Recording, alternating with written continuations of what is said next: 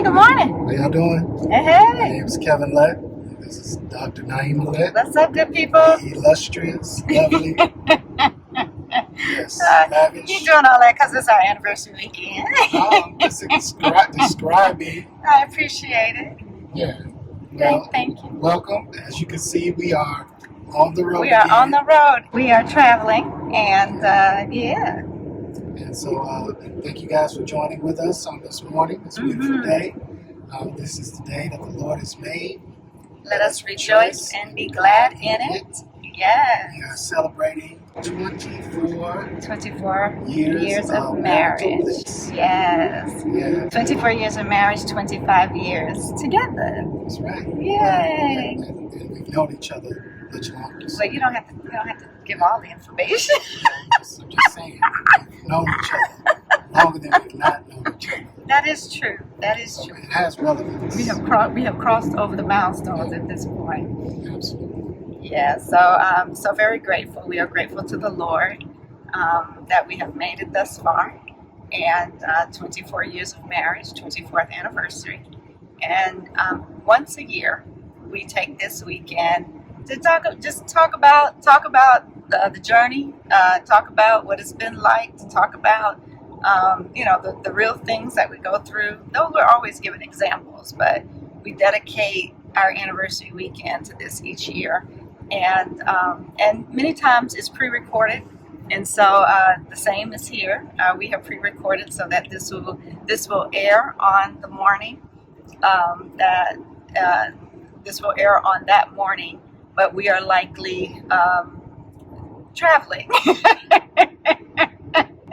So that is what it is. All right. So we want to have a conversation today about love. Yay. About what it means to love and be loved. And we've been in a series, for many of you that have been following along with us, about love since Lent. And so now we're trying to get to Pentecost. Yes. And we're more than halfway through. So absolutely. Thanks for hanging with us. Thanks for liking, sharing, subscribing, for your comments and feedback. We're doing this because you all said you wanted to keep going. So that's right. We're continuing on, and we thank you for just continuing to show us that it's making a difference. Thank you. And it's making a difference for us too. So we feel the love. Yeah. We hope you feel the love too. Thank you. We do pause and just say congratulations again to all of our graduates. Yes. We know so many who walked across stages, and so congratulations on your accomplishments. Happy birthday to all the happy birthdays, and happy anniversary to all the anniversaries. We know that May is a big wedding month, like ours was. We chose to get married on Memorial Day weekend, which is a holiday where many family members could travel and be with us. And so every Memorial Day weekend, we are reminded of the vows that we took. And so we do just take a moment and pray over this time, and pray over this day, and pray over this weekend. And we also pray for each one of you, that the Lord continues to bless and keep each one of you as we round out this month of May and enter into June, honey. The Lord continue to be with each one of us. In Jesus' name we pray. All right, Kevin, let's happy anniversary, Mom and Dad. Oh yes, happy anniversary. We will celebrate their 57th, I believe. Yeah, come on now. Right after us. Yes. So, yeah. Happy. You guys are doing some wonderful things together, planning some great adventures, and many more to come. 24 years, Kevin, what you got to say? What I got to say? I love 24. I love you. I love you with the love of God. I love you with the love of man. I love you. He's getting ahead. You're getting ahead. That love can be love. He's getting ahead. We were going to talk about the types of love. I didn't say I know. But you did. I'm you just giving the telling you, preview. it's there. You're giving the preview. It's there. It's been done. Been there, done that. So we in our series, our More Love series, as we are running towards Pentecost, which is 50 days, of course, after resurrection. In our More Love series, we've been talking about the types of love. And these types of love, we have taken from the Greek words, some of them in the Bible expressed, specifically expressed in the Greek, and then others implied. But there are 4 types. This may seem familiar based on the writings of C.S. Lewis. However, there are four types of love that have been identified from the Greek words. And so Kevin said the love of God. So that would be agape love, unconditional love. Many of the theologians say it's the highest form of love. Agape is the love that we see mentioned in John 3:16. It's that sacrificial love, for God so loved, agape, the world that he gave his only begotten Son, that whoever believes in him will not perish but have everlasting life. Agape love is that sacrificial love. It's the unconditional love. It's the selfless love. God says he is love. That's in 1 John 4, verse 16. God is love. God is agape. It's the highest form of love. And agape love is how we are encouraged and commanded to love one another. So the scriptures tell us, especially in John. So John is the apostle of love. And so he talks about love, love, love, love, love all the time. And we are encouraged, Jesus tells us to love one another. It's to love one another with that agape love as Christians, as the family of God, to love one another in that selfless, sacrificial way, to love one another. That agape love is what we see described in 1 Corinthians 13. Do you remember the love is, Kevin's? Love is patient. Love is patient. Love is kind. Yes. It's not envy. It's not boast. Kevin said he learned it. Proud. He learned it when we got married, so 24 years ago. It's not self-seeking. Yes. Keeps no record of wrong. Come on, Kevin Lett. You better 1 Corinthians 13. It's not I proud. love It's it. not rude. Yeah, all that stuff. I love it. I love it. I love it. So that 1 Corinthians 13 describes agape love. It describes agape love. And so within our marriage, and that's what we really wanted to be able to do, is give examples of how these types of love have played out in our marriage. So agape love, I would say, I'll give an example and then Kevin can give an example as well. But I would say that sacrificial kind of love has played out in our moves, right? So before What'd you say? Oh boy. Yeah. In our moves. So when we first got together as a couple, now mind you, Kevin and I, we dated briefly as freshmen at Howard University. That didn't last very long, but we became good friends. And then when we, I guess, rekindled, what you want to call it, got back together, reconnected. It was reunited. Reunited. That's right. Right. So when we reunited and decided to, made a decision to court towards marriage, Kevin sacrificially said he would move to the East Coast where I lived, because at that point he was in Dallas and he was working, and he said, I can do what I'm doing anywhere, but you have a very specific thing that you're doing in the arts, where you are. I'll move to the East Coast where you are, and for the sake of our relationship. That is agape love. That's sacrificial love. I love you, and I'm willing to lay down the life that I have for you, right?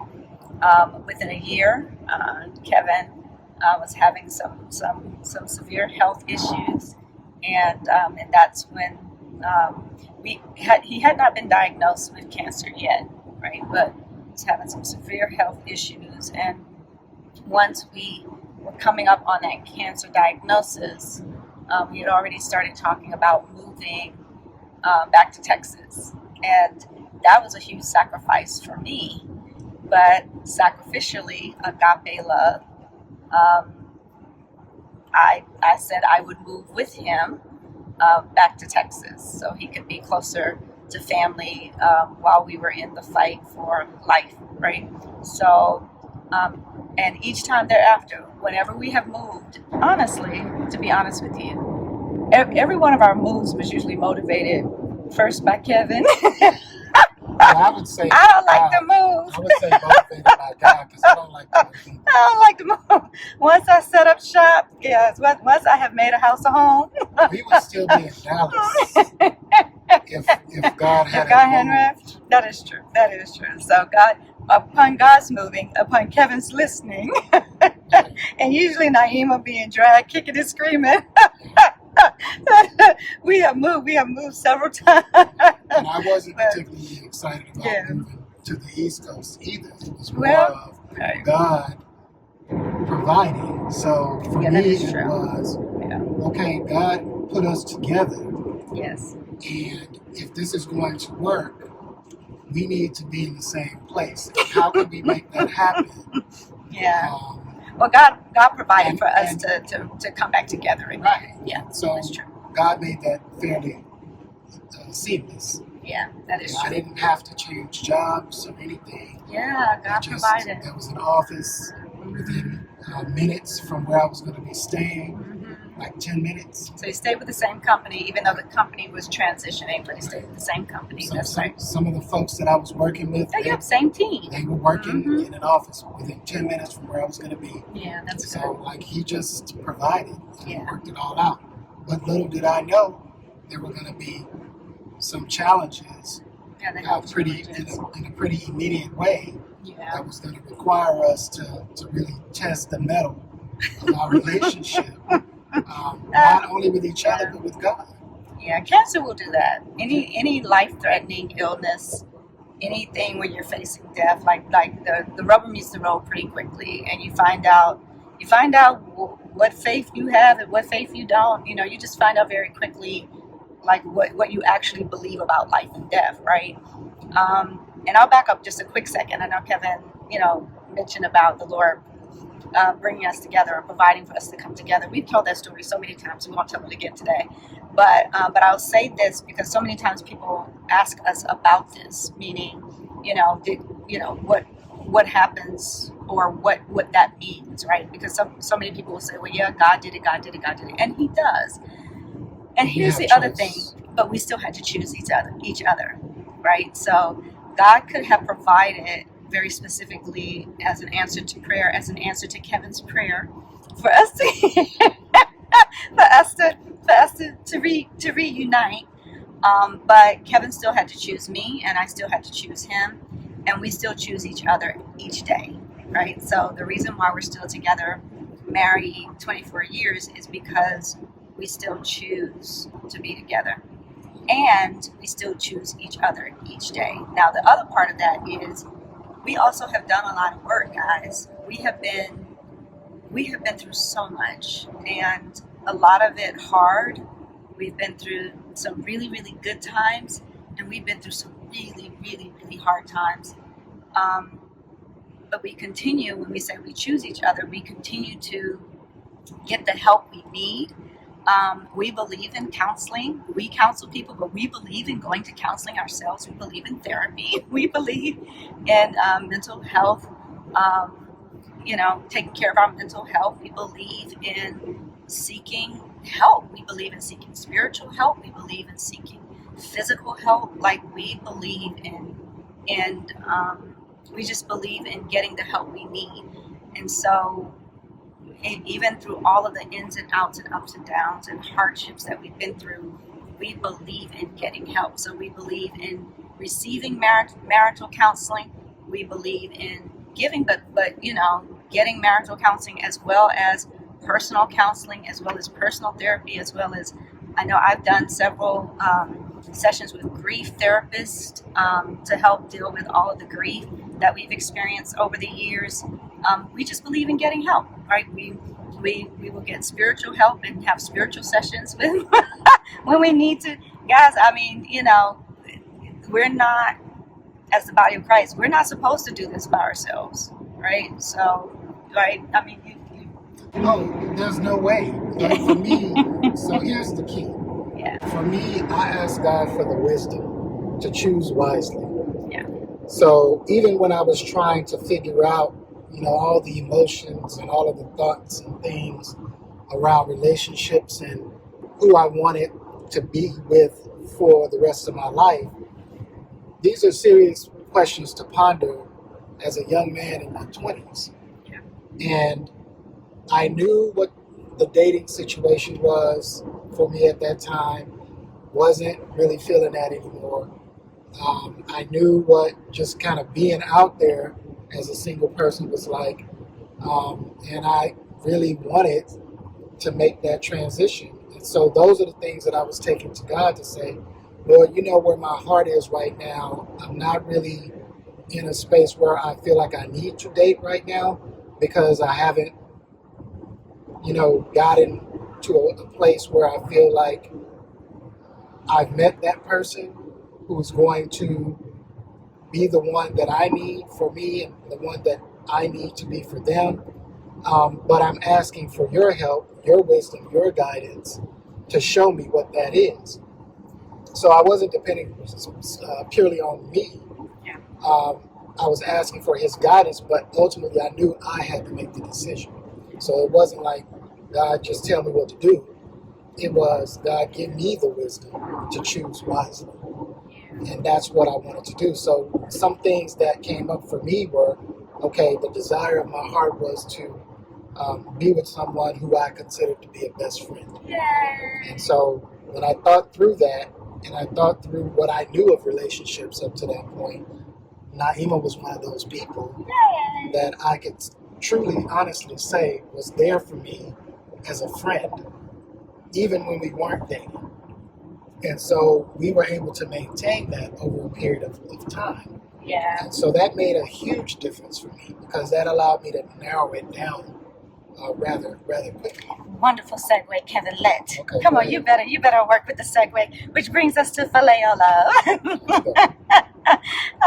Phileo love is that friendship. It's many will say it's brotherly love or sisterly love because of the Phileo and Philadelphia have the same root, right? And it's that friendship, where that close friendship kind of love. And Phileo love can also be in a marriage, right? We started as really good friends, and we are still good friends. Like, we love each other, but we also still like each other. You gotta like people. Yeah, you gotta like each other. Like, some people, you can be married. Like, you can be married for 50 years and not like each other and not be friends, and that's tough. Like, that's a tough situation, right? But we still like each other. We still like to be in each other's presence. We still like to hang. And by all means, if you're looking at this and you're like, oh, everything's not perfect. We're not perfect people. We have, again, we've gone through all the ups and downs and roller coasters and everything in between, right? So from the cancer, we've had miscarriages, we've had, we've suffered a lot. And at the same time, we're very grateful we're grateful that we've had each other. And a part of our marriage making it has been, like, we fight for the marriage because we also fight for the friendship. Like, like, we don't want to lose our best friend, right? So we're very, very grateful for that. And we trust each other because trust is the foundation, right? So that phileo love, that friendship is at the core. But we also have other friends, right? So I have some very close girlfriends, I call them sister friends, that mean the world to me, and also have some very close brother friends that mean the world to me. And Kevin has close friendships, so that also supports our marriage, right? Like, we have to be able to trust one another and have good friendships, but also trust one another to have other good friendships, right? Like one person is not supposed to be your all in all in all, right? Like that, again, that's not how God created.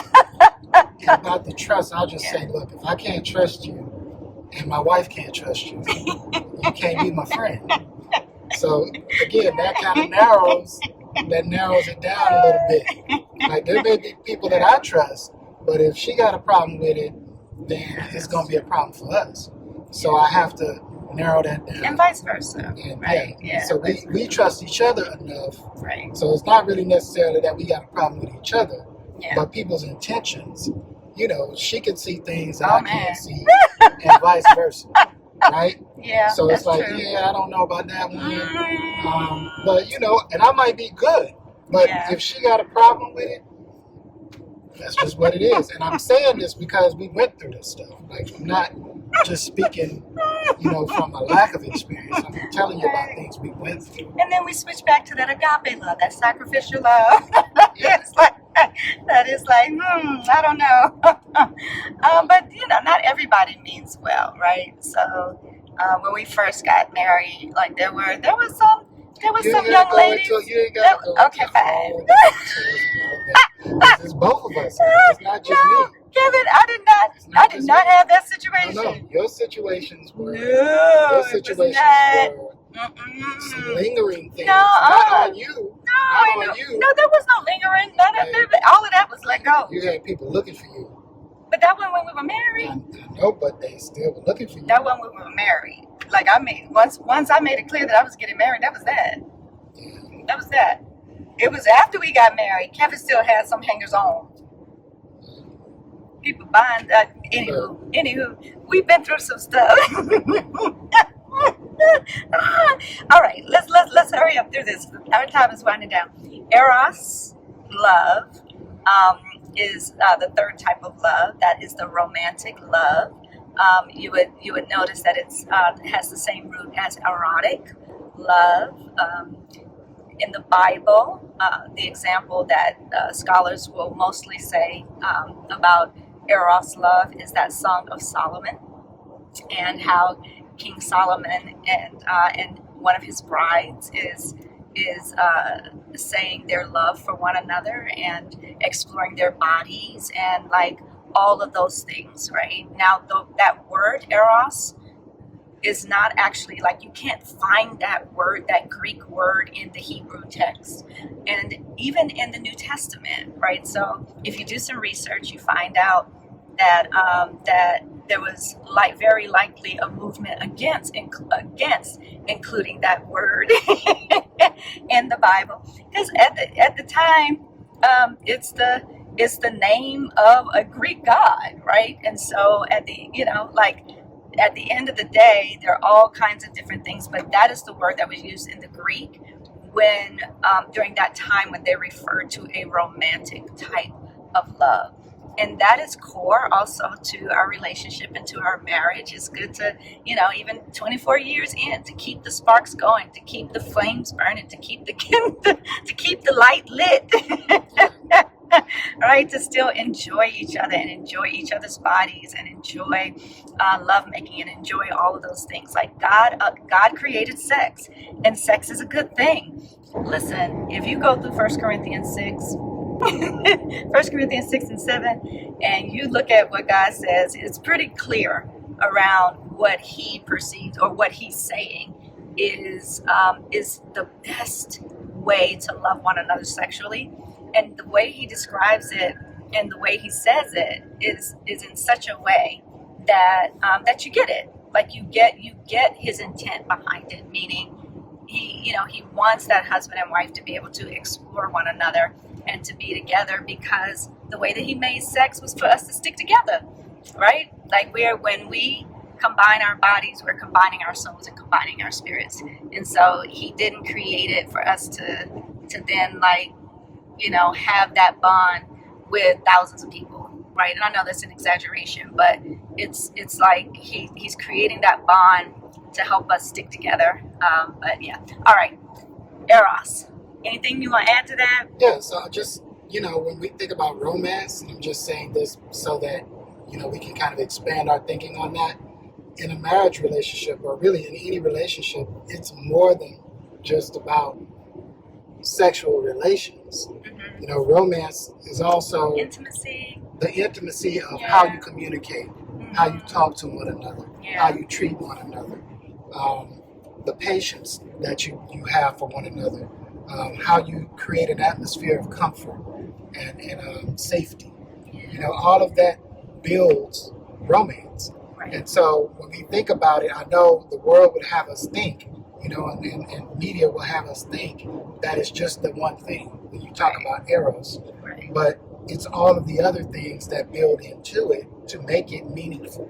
Right. So you learn that over time in a marriage relationship, how to cater to those needs. And we're still learning. Yeah. None of this has been easy, but we've both been committed to building that together.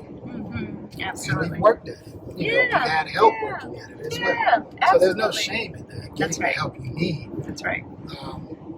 It's just taking the first step and then taking the next one after that. Yeah. And then the last one is called storge. Storge love. That's the familial love. Many times it'll say like the kind of love between a husband and a wife, the kind of love between a parent and a child. But that bond, that familial bond. And we also see that within a marriage, right? So we see that each one of these types of love can play out within a marriage. Agape, love, phileo, love, eros, love, and storge, love. Like it can all play out within. And I hope that this has been. Did I give examples of the others? No. I gave the biblical example of agape. The biblical example of phileo is the love that we see in when Jesus is speaking. Well, when Jesus is with his disciples, and Mary and Martha sent a message to him in John 11 about Lazarus. They say to Jesus, "He whom you love, phileo love, brotherly love, friendship love, he whom you love is sick." Right? And that's the biblical example with phileo. Eros, I told you, the biblical example is Song of Solomon. However, that word we don't necessarily see used, but we see, of course, the example. And then again, storge is just like Eros. The example is when you'll see, particularly in the scriptures where it talks about the father's relationship to the child's relationship to the father, and how that dynamic plays out. So the children giving honor to the parents, but then the parents not causing the children to be angered. So it's all about that relationship and how we treat one another.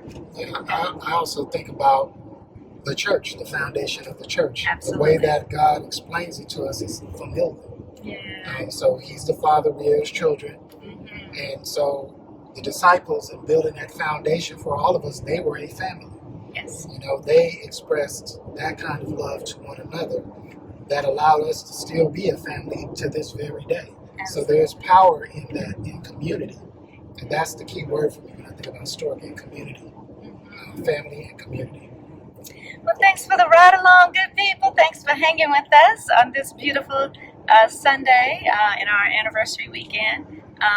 We are appreciative to each one of you because many of you have walked with us. Many of you were at our wedding. And we still hear from you. And there's so much support and so much love. And for our spiritual family that have journeyed with us over, this is our 14th year at Hope, who have been with us ride or die. We appreciate you. To our friends and loved ones, thank you. Like we understand that it takes a village, not just a village to raise a child. It takes a village in support of our marriages being able to stay together, and we're so very grateful.